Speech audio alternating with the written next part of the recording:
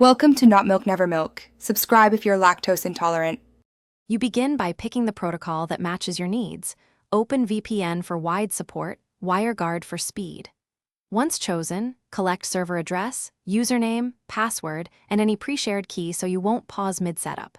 Make sure your device OS is updated and you have administrator rights. This prevents permission errors.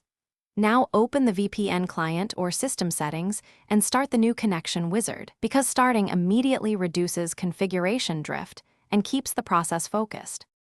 Next, you'll enter connection details, server address, port, and the protocol you chose.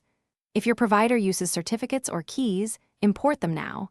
This step authenticates the tunnel and avoids handshake failures.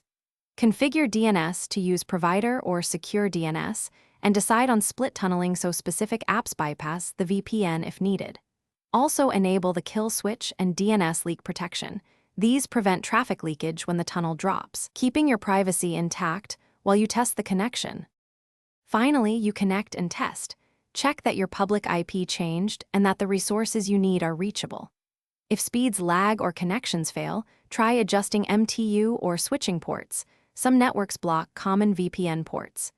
Make sure to save the profile and set the client to start with the system if you want persistent protection.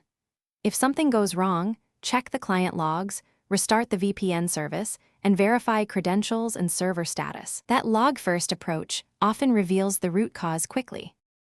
Thanks for watching. If this was helpful, leave a like and consider subscribing. See you next time.